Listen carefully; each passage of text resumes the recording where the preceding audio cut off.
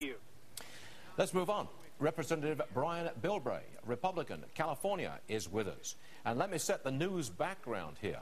We understand that President Obama, even at this late stage, is still working the phones with some Democrats, still trying to change votes at this very, very late hour.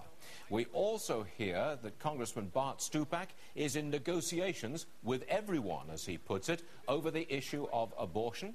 Until those negotiations are completed one way or the other, Congressman Stupak says he is still a no vote. Congressman Brian Bilbray, Republican, California, you're joining us. Is that an accurate assessment of the state of play at this moment? It seems like everything depends on the abortion issue. It is true that it's in play, going back and forth. And sadly, this is not what the American people or the business community wants to see, this kind of, back and forth. What are we voting on? What aren't we voting on? Being shoved down in a very short period of time. A lot of people are saying, Congressman, if this is such a good bill, why don't you allow us to work on it and look at it over the 2 weeks of Easter break and come back and vote on it, and be proud of voting on it after everybody's been able to review it to some extent. But this bill still has all the sweetheart backroom deals in it. It has the Louisiana Purchase with $300 million, more than what it costs to buy all of the Louisiana area. It's got the Gatorade, and you've heard all the backroom deals. It's still got it in there, and every member of the House of Representatives is going to be asked today, do they want to vote for this bill? And it's with all these things still in there. They're not going to be taken out. Congressman Bilbray, we've asked everybody the same question on the program. You are going to vote against this thing. What's the single issue that you dislike most about this health care bill? The price tag to my grandchildren. I missed the weekend with my grandchildren today this week to be here, and the price tag is outrageous. We're talking about a $500 billion worth of tax increases. It's still not going to pencil out.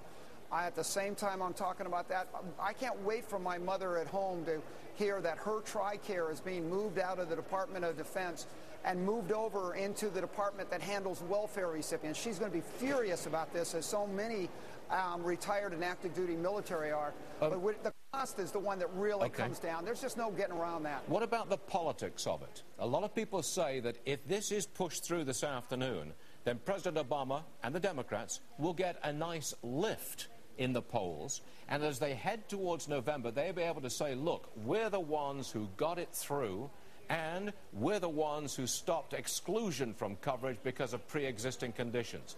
Could they not get a bounce after today if it goes through? Yeah, my cousin, who was a Democratic congressman from Las Vegas, James Bilbray, was told the same thing in '93. It cost him his election. But I think more important than what happens in the next election is the fact that, what's going to happen with our grandchildren. I'd much rather Republicans did not get a big bump, because the Democrats definitely aren't. History really, really speaks strongly against that.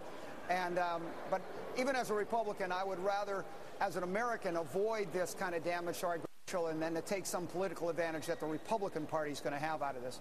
Congressman Brian Bilbray, we appreciate you being with us. You're going to go off and vote on a couple of big issues in the next few hours. Is the time? Do you expect to be there till midnight tonight, Congressman? I don't know. I think that they will vote as soon as they have the votes. In fact, this rule is kind of strange. They can delay it as long as they want. Instead of, they may even delay it till tomorrow if they don't have the votes. But if they call a final vote, they've already got people promising in the back room to finally give in and vote with them. So I predict that this is going to be over in a few hours. Congressman, one moment, please. Please stay with us just for 30 seconds. Jerry Willis has a question. I just have to play devil's advocate with you for just a second here. At some point, don't you think the system is going to have to be reformed in some way? Our costs are already outrunning the money we have to pay it down. Don't you think there are going to have to be some tweaks made at some point to the health care system? And absolutely. Look, I was chairman of a county of 3 million in San Diego. I provided health care. That we've got to talk about it, reducing the cost, not just throwing more money at the problem and making more promises that we can't keep. I totally agree with you. One way you start is tort reform like we did in California. This country could save $54 billion, to be able, talking about eliminating, those frivolous lawsuits. Get the doctors to do their job and not have to worry about lawyers. I know that because I've been a provider, but there's a lot of things we can do. Break up the monopolies that states have created for certain insurance companies, but don't mandate to an American that to live on the United States soil, a U.S. citizen is going to have to buy a commodity. And don't create a system that exempts people illegally in the country from any kind of tax, but then makes the health programs available to them because there's no verification requirements to make sure only legal residents and citizens get into the system. Congressman Brian Bilbray, Republican, California, thanks for your time, sir. On a busy day, we appreciate it. Thank you very much. We have